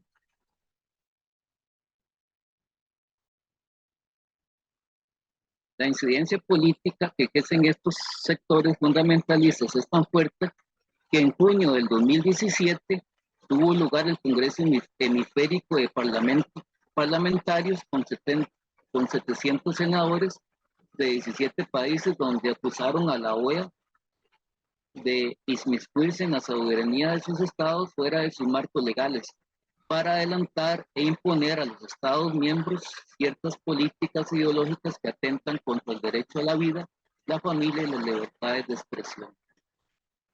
Desigualdad y violencia por corrientes de pensamiento hacia la normalidad. Estos sectores religiosos han asumido también una campaña contra la mal llamada ideología de género, que en el año 2017 y el 2018 se desarrolló con fuerza en varios países, la cual surgió como crítica en oposición a la Cuarta Conferencia Mundial sobre la Mujer de las Naciones Unidas en Beijing en 1995 y por la Conferencia Internacional sobre Poblaciones y Desarrollo del Cairo en 1994, donde los derechos humanos y reproductivos han sido reconocidos como parte de los derechos humanos, y se afinció con fuerza con el surgimiento del libro negro de la nueva izquierda de Nicolás Márquez y Agustín de Vela. Siguiendo estas corrientes de pensamiento que también son parte de esa desigualdad de cuerpos, de mentes y de almas, y sobre todo también de las mujeres, tenemos que el 14 de mayo un joven en un supermercado en Buffalo, Nueva York, mató a 10 personas negras, siguiendo una corriente llamada la teoría del gran reemplazo, surgida hace poco, en el 2010, en Francia, con un libro del mismo título de Renaud Camus, francés. Sin embargo, ya en Francia surgió una corriente similar, ya en 1900, de Maurice Borges, el cual en 1888 escribía un libro que se llamaba Bajo los ojos de los bárbaros. Es muy evidente el título, ¿no? Otra corriente de pensamiento es el malthusianismo del siglo XVIII, que señalaba que los recursos de la tierra no son suficientes para todos y había que controlar la natalidad. También en esta línea surge el degeneracionismo, una teoría psiquiátrica del siglo XIX de Moret Benedict y Valentín Magno, que se basaba en que las clases altas estaban amenazadas por los movimientos sociales y por tanto había que eliminar a los cuerpos deficientes. Ese fue una cuna de la corriente de la Venecia. Entre las corrientes recientes se encuentran el literalismo fundamentalista, el sionismo cristiano, el sionismo en Argentina y Chile con su propulsor, yo lo leo, es bueno, un propulsor, el dispensacionalismo y otras más. Ideas que siguen hasta nuestros días. Podemos comprender la fuerza donde se sustentan los grupos de odio para concretar muchas acciones. Para finalizar, voy a dar este otro dato. Como parte de esta violencia normalizadora, aunque no existen cifras oficiales, varios países registran cientos de denuncias de personas de las poblaciones de LGTBI torturadas e inducidas al suicidio en terapias de conversión en iglesias y organizaciones que promueven estas pseudoterapias. En Brasil, en países como en Brasil, Australia, China, Ecuador, Sudáfrica, España, Taiwán, en Perú, se denunció un lugar que se proponía como escuela de especialización en consejería familiar. Acá en Costa Rica, pues no tenemos claros lugares, pero sí la tendencia de algunas religiones que tratan de hacer círculos o oraciones para, según ellos, sacar demonios y lograr que las personas se normalicen. Finalmente termino diciendo que también esta tendencia de estos movimientos fundamentalistas dejan siempre en un segundo plano a las mujeres. Si se trata de también, no solamente las mujeres que están en un hogar como amas de casa, sino también muchas mujeres que tienen servicios clericales o son pastores, y muchas de ellas tienen que estar siempre sometidas a un hombre, a un pastor. Es la idea de esta teoría patriarcal, y con esto lo que quise fue hacer un recorrido en diferentes formas de desigualdad desde esta pregunta, ¿qué es nuestro cuerpo? Y cuando digo que nos hagamos esta pregunta es porque cuando nos salimos de esa ese margen normativo que la religión y que otras estructuras que han establecido, es cuando ya somos los extraños, somos los algo, no los alguien, y ya ahí somos una pregunta, ¿qué somos? Y esto pues tiene dos, dos finales, por una negativa porque es una exclusión, y por otra positiva en cuanto nosotros tomamos conciencia y vamos contra corriente. Muchas gracias. Muchas gracias a usted, Alexa. Yo creo que Alexa nos pone ejemplos claros, ¿verdad?, de las diferentes desigualdades que sufren las poblaciones excluidas, en este caso, las mujeres y las personas trans. Inicia con una pregunta, ¿verdad?, sobre mirar nuestros cuerpos, si somos una pregunta para los demás, para una divinidad, para nosotros mismos. Sería un ejemplo de por qué llamar migrante a una persona que lleva mucho tiempo viviendo en un mismo lugar. Nos da datos actualizados sobre diferentes conflictos que en muchas ocasiones se ignoran. Se hablan únicamente de los conflictos que responden a grandes intereses, ¿verdad?, de grandes potencias. Conflictos que generan abusos, desigualdades por condición de raza, etnia, sexo. Nos puso el ejemplo de Mesilla, España, sobre cómo se le trata distinto a las personas migrantes por su color de piel, cómo unas se podrían percibir como desechos humanos y otros sí son personas refugiadas. La guerra en Yemen, con 11 personas muriendo de hambre, ¿verdad?, en donde también nos expresa cómo el mundo tiene dinero para armas, pero no para alimentos. Nos hace un repaso también por aquellas ideas que han generado desigualdades, como la eugenesis, que nace en movimientos en Estados Unidos y finalmente tiene su auge en Alemania nazi. Actualmente nos pone ejemplos también de la situación que sucedió en los Juegos Olímpicos en China, ¿verdad? Una discriminación por la belleza de una niña que canta muy bonito, pero que su estética no es del agrado de las altas autoridades y por eso no la presentan. Nos también comenta sobre el dominio sobre el cuerpo, presente en ideologías, en libros, en creencias, en religiones, y nos da datos, nos hace un repaso por lo que significa una persona trans. Por ejemplo, el 80% de los asesinatos ocurren en Latinoamérica, es un número que me impactó bastante. Solo en el 2021, 3.664 personas fueron asesinadas por odio. Quiero resaltar esto, ¿verdad? Por odio, porque finalmente resultan asesinatos por esta situación.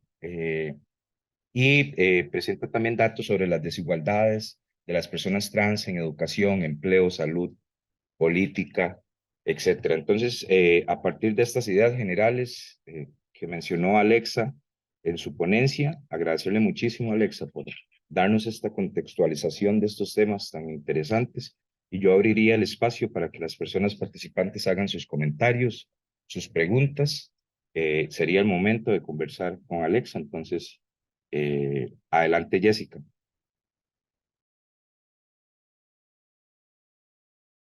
Muy buenas tardes. Sumamente agradecida por la exposición. Alex ha sido muy contundente en su mensaje y con datos muy actualizados que nos permiten comprender mejor esta temática. Eh, bueno, sin lugar a dudas, según lo que usted nos expone, eh, estas tendencias a la heteronorma siguen contundentemente lesionando cuerpos y seres situados desde diferentes espacios. De manera personal me evocó mucho, me interpeló pensar en la alteridad como medio de resistencia, en esa alteridad colectiva que tenemos que tener para ponernos en los pies de esos otros seres que se encuentran en situaciones de diferentes tipos y escaladas de dominación, ¿verdad? Porque por una parte está la transgresión que se sufre por ser mujer, por ser trans, por ser latino, por ejemplo, por ser migrante, y etcétera, y se va sumando esas condiciones de desigualdad. Más que todo era eso, como un comentario general. Muchas gracias. Y si quisiera hacer como alguna ampliación, se lo agradecería. Muchas gracias. Gracias, Jessica. Le daría la palabra a Alexa para que usted se refiera al comentario de la compañera, si tiene a bien. Eh, eh, lo que no le, lo que no le entendí fue que hiciera una ampliación de todo lo que... Sí, no, tal vez comentarnos de su conocimiento y con sus palabras, cómo podríamos como interpretar esto en función de que, o sea, que hay sumativas en formas de dominación, como usted mencionaba.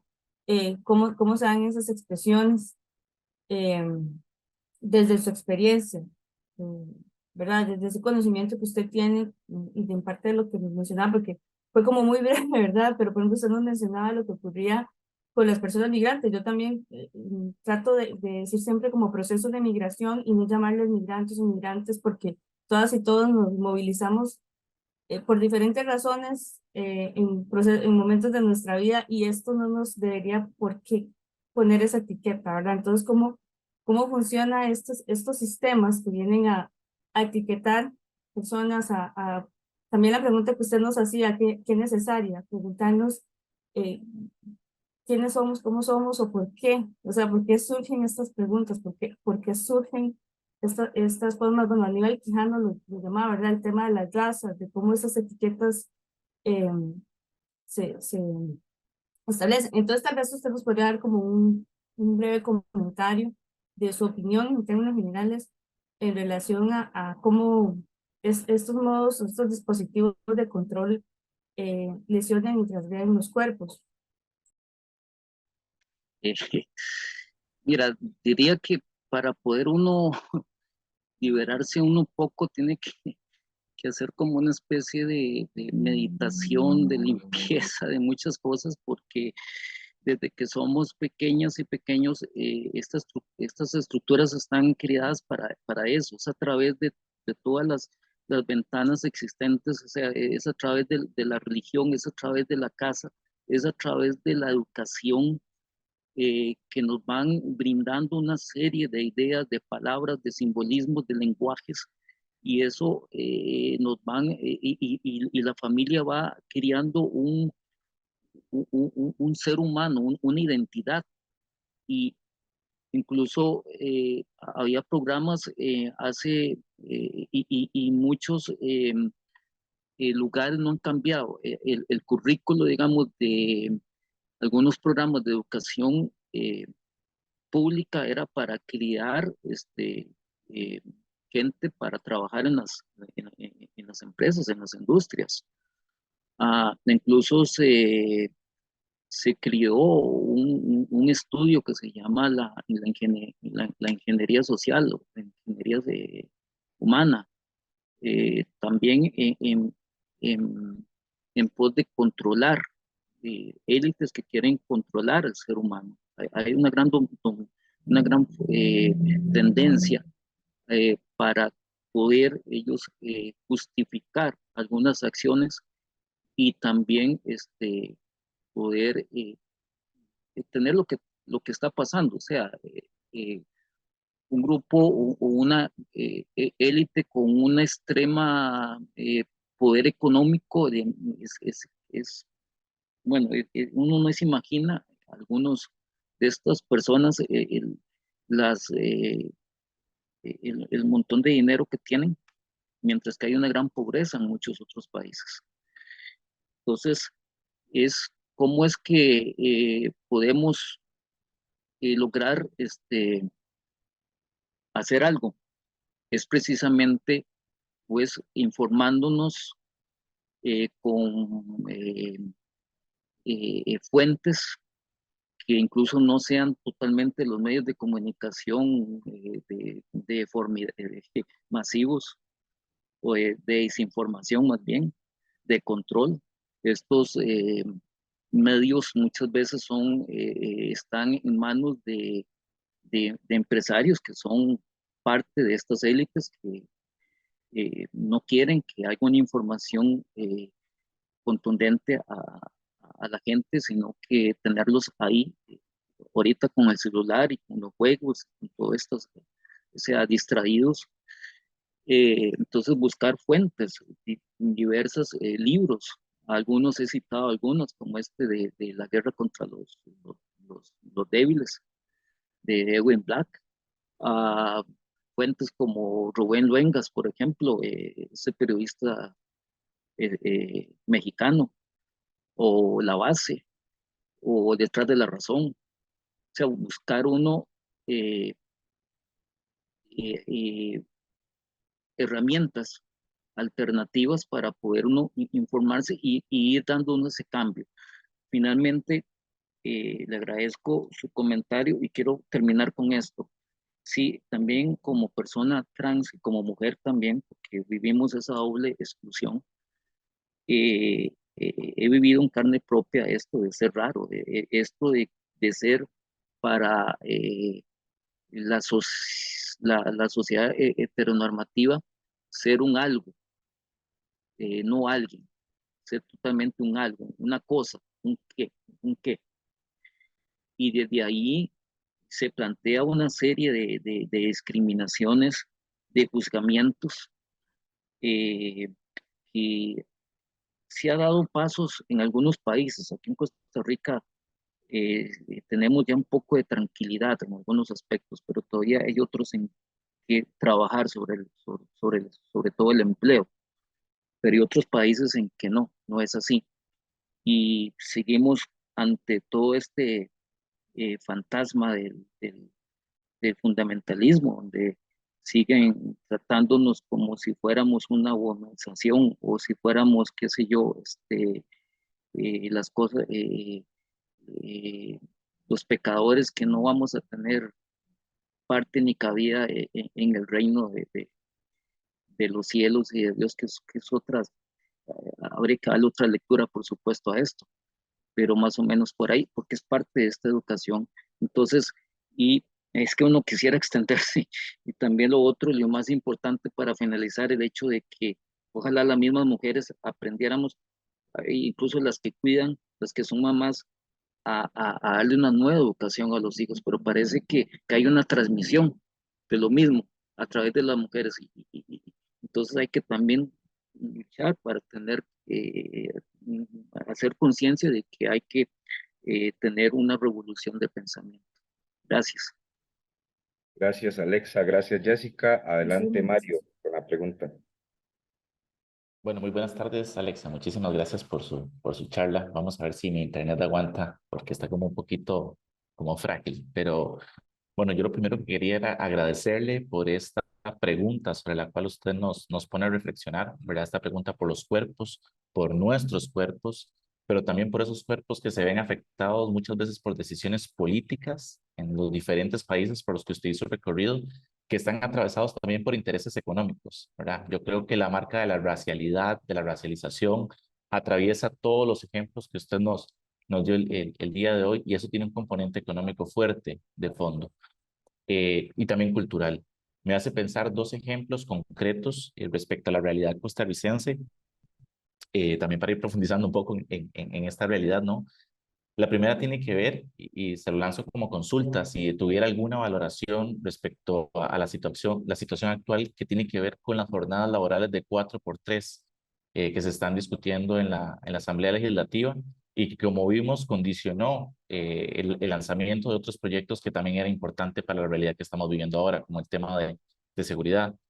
Y menciono esto no solo por las implicaciones que tiene respecto al retroceso de las garantías laborales que deben cobijar a cualquier persona que tenga un empleo, sino también porque esta propuesta de ley niega las realidades históricas de los cuerpos de las mujeres y las prácticas de cuidados que están asociadas a ellas, ¿verdad? Eh, Mi pregunta aquí sería, ¿qué lugar ocupa dentro de esta reflexión tan importante que usted nos trae el día de hoy sobre las desigualdades desde los cuerpos, ¿verdad? Este tipo de decisiones a nivel político. Y por otro lado, ¿cómo afecta particularmente a los cuerpos de las personas trans, ¿verdad? Que yo creo que también es algo sobre lo cual debemos profundizar. Eso sería como el primer ejemplo. Y el segundo, que también me hace pensar, tiene que ver con lo sucedido hace ya algún tiempo, ¿verdad? Con las elecciones en el 2018 en Costa Rica, 2018, si no me equivoco, donde el tema del matrimonio igualitario detonó muchos fanatismos religiosos, desató la polarización de la sociedad, y hacia final de la contienda política también detonó disputas entre diversos posicionamientos religiosos, ¿verdad? Por otras temáticas, pero todo eso se fue encadenando. Y a raíz de lo que usted mencionaba en la charla, me hizo pensar en un autor que se llama Jan Assmann, que es un egiptólogo que habla sobre el tema de la violencia del monoteísmo, ¿verdad? Él dice una frase que para mí es importante reflexionar ahorita también, de que antes la religión se consideraba el opio del pueblo, pero que ahora más bien se considera su dinamita, ¿verdad? Ahora es la dinamita del pueblo, los posicionamientos religiosos, ¿verdad? Y creo que estas respuestas de sectores religiosos en el 2018 fueron reaccionarias en un intento desesperado de normalización de los cuerpos desde una verdad monoteica también, ¿verdad? Es decir, hay un posicionamiento donde un solo Dios es la verdad, un solo Dios normaliza y lanza la ley, y todos los cuerpos tienen que ajustarse a esta forma de constituir las corporalidades, ¿verdad? Como dice usted, lo que es raro, lo que es disidente, no calza dentro de estas lógicas. Entonces, dejo como estas reflexiones y le escucho muy atentamente. De nuevo, muchísimas gracias por su exposición. Bueno, gracias. Bueno, yo no soy experta en política, pero trataré de darle una respuesta también eh, desde mi visión como costarricense. Pienso que todo esto va a ser todo un objetivo, una cuestión de estudio, los procesos desde 2018 y este proceso que está pasando, porque ambos procesos son extremos, son extremos. Tenemos uno donde hay una apertura a varios derechos. No sé hasta qué punto, tal vez eso la historia es quien lo pueda decir. eh, Tomaron a la diversidad sexual, identidad sexual, como una referencia o como un trampolín en aquel momento para poder llegar a la presidencia. Pero hubo verdaderamente en aquel momento una reacción de muchas personas ante una presión que se venía ejerciendo en aquel momento eh, de estos eh, eh, eh, por parte de los fundamentalistas con ideas muy radicales, demasiado radicales. Esto supone que hay como un vuelco en este momento pero puede ser también el factor de las élites, eso que estamos hablando de los medios de comunicación que comenzaron o fallos que tuvo el gobierno anterior, y eso da como una desilusión a muchas personas, y aparece una figura y es muy extraño esto. Mira, yo no sé, por eso te digo, es para un estudio más adelante. Parece un momento una figura de un hombre que fue, que tiene, que tenía 6 denuncias por abuso sexual, un tipo que está por muchos años en otro país, y lo trae aquí. Recuerdo este señor, sé que era del PAC, Otón Solís, creo que lo trajo aquí. Y resulta que este señor, me estoy refiriendo al actual presidente, y, y este otro señor Figueres, al final van a una segunda contienda, cuando este señor Figueres también ha sido una persona pues señalado por corrupción. Y entonces es de ponerse uno a pensar, bueno, ¿qué está pasando? Eh, yo comencé a preguntarme sobre esto. Bueno, ¿qué está pasando con la educación costarricense? ¿Dónde está el factor de análisis? ¿Dónde está el factor de crítica? ¿Dónde está el factor de investigación? No tiene, casi no tenía, uno estaba con la boca abierta a ver cómo estaban apoyando a, a estas dos personas en una segunda vuelta. Y de ahí, pues sí, este señor logra el ganar y establece un gobierno aparentemente con algunos eh, eh, eh, personajes que ahora se vuelven políticos, aunque fueran públicos, el caso de Pilar Cisneros y otros que van ahí. Es como una élite que se arremete al poder, o sea, logra ese poder, y lo que se da o lo que se ha venido dando es como, en cierta forma, una guerra entre élites, una élite nueva que aparece, pero que igualmente es una élite para su favor. Me gustó mucho y va por el lado de lo que tú me estás preguntando. Me gustó mucho lo que dijo, perdona, no soy bueno para los nombres, este señor, a pesar de las críticas, le tengo cierta o bastante admiración a este señor, el presidente de México, y él en una ocasión había dicho que era muy común que a la gente, a la gente vulnerable, a la gente común, estas élites llegaran a plantear todo para buscar única y exclusivamente el voto y llegar al poder. Una vez ahí, este, eh, lo que guardan o lo que van es a través de sus intereses. Ya vemos que en este gobierno tenemos, y no recuerdo, no sé si en el tiempo de Carazo, porque yo estaba muy chiquita, pero no recuerdo tener una canasta básica tan alta como la tenemos, tener problemas de transportes, eh, un servicio, o sea, los pases pues, tan altos. Y sí, este señor a veces trata con sus discursos, de armar toda u- una polémica o de plantear ciertas promesas y ciertas situaciones que no son así. Con todo esto que quiero llegar con esto, volvemos al asunto de las mujeres, sí, sí, por supuesto. Esto simplemente, detrás de eso hay intereses, como lo dije anteriormente, hay intereses grandes empresariales, donde realmente, pues, incluso se habla de las horas extra, aunque no va a haber realmente horas extra, no va a haber pago de horas extra.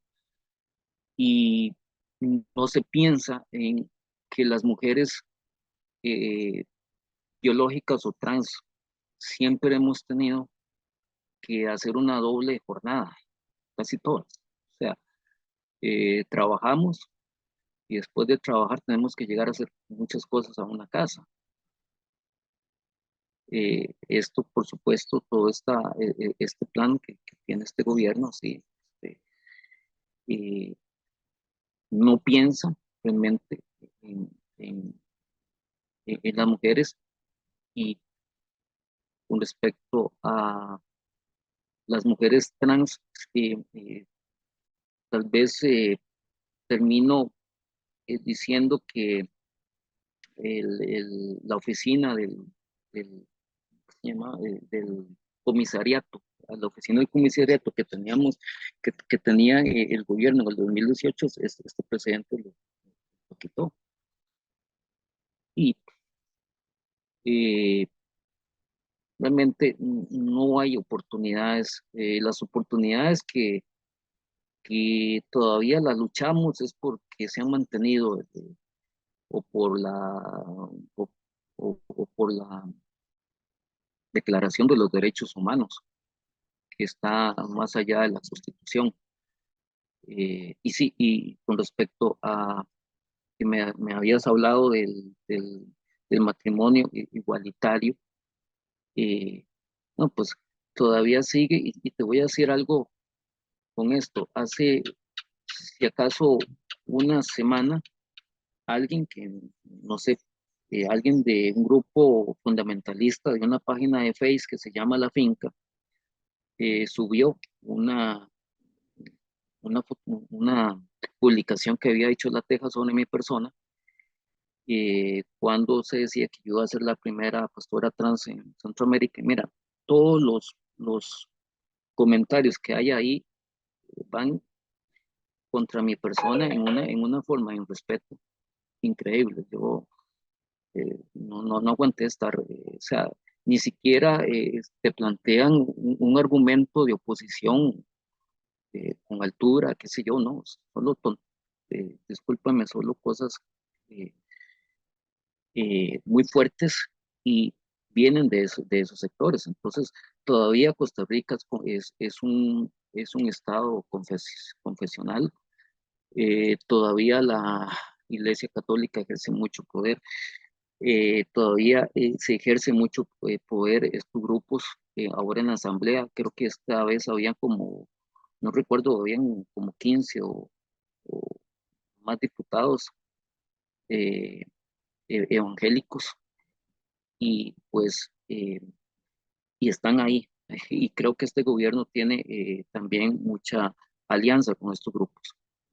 Entonces, la verdad, hay que eh, luchar en estos espacios, eh, tratar de concientizar a otras personas en otros espacios.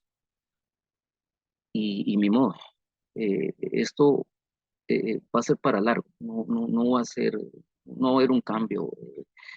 El cambio lo podemos ir haciendo individualmente nosotros y nosotras. Y bueno, vamos a ver qué pasa con este gobierno, qué más puede suceder, ¿verdad? Es como una caja de sorpresas. No sé, espero, Mario, haberte contestado un poquito, que no soy como muy experta en estos temas políticos, pero desde mi vivencia, lo que he visto, lo que he escuchado. Sí. Gracias. Perfecto, Alexa, muchísimas gracias. Muchas gracias, Alexa. Muchas gracias, Mario. Con esta intervención estaríamos terminando las dos ponencias del día de hoy y estaríamos cerrando la transmisión, por lo que le mandamos un caluroso abrazo y agradecimiento a las personas que nos siguieron por redes Vamos a tomarnos acá un receso de 5 minutos y volvemos para el trabajo en grupos y así despedimos la transmisión de parte de Agenda Joven y de la Universidad Estatal a Distancia. Muy buenas tardes y nos vemos. Nos vemos en 5 minutos. 4 y 5 horas de Costa Rica. Chao.